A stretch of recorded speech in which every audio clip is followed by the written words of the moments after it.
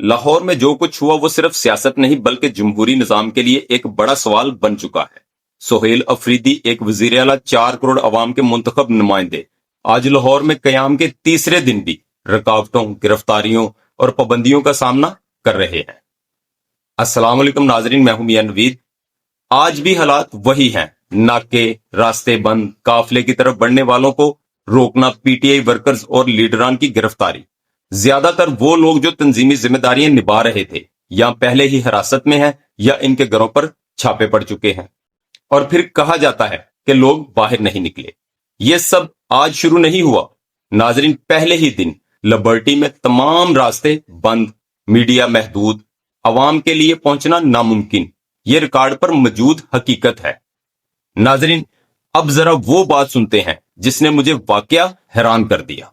سہیل افریدی صاحب کسی ایک جگہ پہ 10,000 بندہ نہیں اکٹھا کر سکے۔ مطلب اگر میں ایک نمبر ہی میں نکال لوں، جو کہ 10,000 کوئی بہت بڑا بندہ نہیں ہے پاکستان تحریک انصاف کے لیے، جو عمران خان صاحب کے انڈر انہوں نے جو پرفارمنسز دی ہوئی ہیں لاہور کے اندر، مینار پاکستان ہم نے دیکھا ہے کس طرح بھرا جا چکا ہے، لیکن سہیل افریدی صاحب کچھ ایسا نہیں کر سکے۔ لبرٹی چوک کی ایگزامپل آپ کل کی اٹھا کے دیکھ لیجئے، میرے خیال میں وہاں پہ 1000 بندہ نہیں ہوگا جہاں پہ سہیل افریدی صاحب گئے۔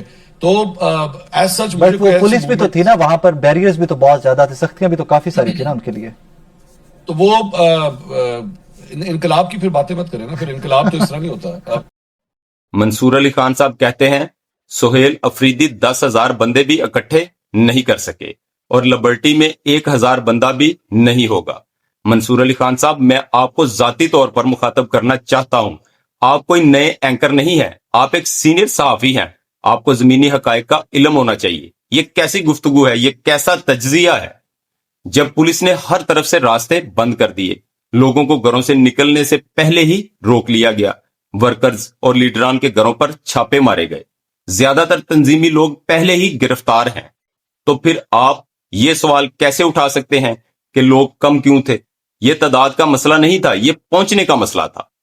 ناظرین، اب میں آپ کو ایک اور حقیقت سنانا چاہتا ہوں۔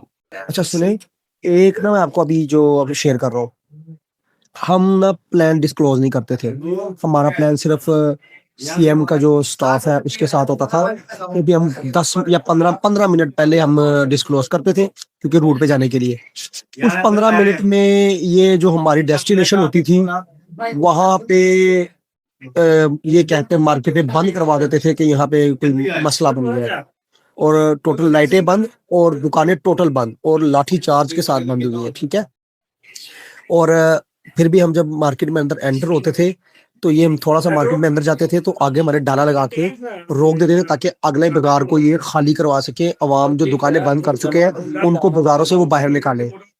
اور ایک بہت بڑا سیکیورٹی لیب سے بار بار کرتے رہے، جہاں پہ لائٹ ہوتی تھی، ایون چھوٹی 18 واٹ کے LED لائٹ بھی ہوتی تھی، وہ بھی بند کرواتے تھے۔ حالانکہ یہ کسی بھی ہائی پروفائل سیکیورٹی کے لیے بہت بڑا لیبس ہے کہ کوئی بندہ باہر نکلا ہو اور وہاں پہ اندھیرا ہو، یہ نہیں ہونا چاہیے۔ اور وہ سی ایم تھا اور یہ اس کی لائٹیں خود بند کرواتے تھے سائڈوں پہ تاکہ وہ اندھیرے میں ہو، کیونکہ وہ جتنی لائٹ زیادہ ہوگی تو اتنے لوگ ویزیبل ہوں گے نا۔ اور لنڈا میں بالکل، اور دلی دروازہ میں، اور جو سرکولر روڈ پہ بہت ہی اتنے جمع غفیر کو میں آپ کو بیان نہیں کر سکتا۔ اور یہ بیچ میں انہوں نے لاٹھی چارج بھی کیا لوگوں پہ، ٹھیک ہے، جو سی ایم سے آگے والے لوگ ہوتے تھے، ٹھیک ہے۔ تو یہ سیکیورٹی لیبس کا ضرور آپ میں کہیے گا کہ یہ اس طرح کرتے رہے، اس طرح حرکت کرتے رہے ہیں، گھٹیا حرکتیں۔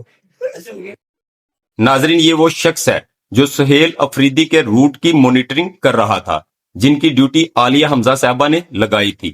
وہ خود بتا رہا ہے کہ کس طرح پولیس نے راستے روکے، گاڑیاں موڑی اور لوگوں کو آگے بڑھنے ہی نہیں دیا گیا۔ یہ کوئی دعویٰ نہیں، یہ آن گراؤنڈ شہادت ہے۔ منصور علی خان صاحب، ایک سینئر اینکر سے قوم یہ توقع کرتی ہے کہ وہ طاقت کے بیانیوں کو نہیں بلکہ حقیقت کو چیلنج کرے۔